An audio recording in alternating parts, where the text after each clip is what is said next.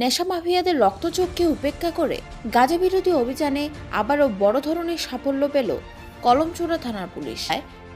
ঘটনার বিবরণে জানা যায়, গোপন খবরের ভিত্তিতে শুক্রবার সকাল 10 ঘটিকা থেকে বিকাল 2 ঘটিকা পর্যন্ত সোনামুড়া মহকুমার কলমচূড়া থানার রহিমপুর পূর্বপাড়া এলাকায় অভিযান চালায়। টানা 4 ঘন্টা অভিযান চালিয়ে বিপুল পরিমাণে গাঁজা ধ্বংস করা হয়। এই দিনের অভিযানে মোট প্রায় 50 লক্ষ টাকার গাঁজা ধ্বংস করা হয়। মোট 13টি প্লটে 70 থেকে 80 হাজার গাঁজা গাছ ধ্বংস করা হয়, যার বাজারজাত মূল্য আনুমানিক 50 লক্ষ টাকা বলে জানান পুলিশ। এদিনের গাঁজা বিরোধী হয় রহিমপুর পূর্বপাড়ায়।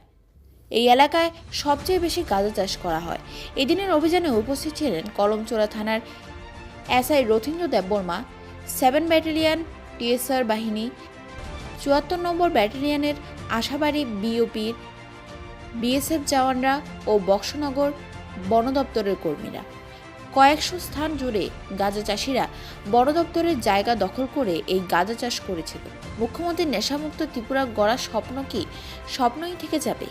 ত্রিপুরা রাজ্যের গাঁজার করিডোর হিসেবে পরিচিত কমলনগর, বাতাদোলা, কলমচোরা, দক্ষিণ কলমচোরা, মানিক্যনগর, ভেলুয়াচর ও রহিমপুর, এইসব জায়গাতে সবচেয়ে বেশি গাঁজা চাষ করা হয়।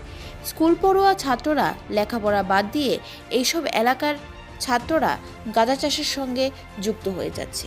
প্রশাসন যদি এই ব্যাপারে কড়া পদক্ষেপ না নেয়, তাহলে এইসব এলাকার ছেলেরা কম বয়সে নেশার সঙ্গে যুক্ত হতে পারে বলে মনে করছেন অভিজ্ঞ মহল। একটা প্রশ্ন তো থেকেই যায়, যখন গাঁজা চাষের জন্য ফরেস্টের জায়গা দখল করছিল সাধারণ মানুষ, তখন কি ফরেস্ট বাবুরা কি কুম্ভ নিদ্রায় ছিল? আপনারা কিরকম গাছ কেটেছেন আজকে? প্রায় আমরা 13টা প্লট কাটছি। 13টা প্লটে প্রায় 75 হইতে 80 গাছ কাটছি। 80 কি হাজার?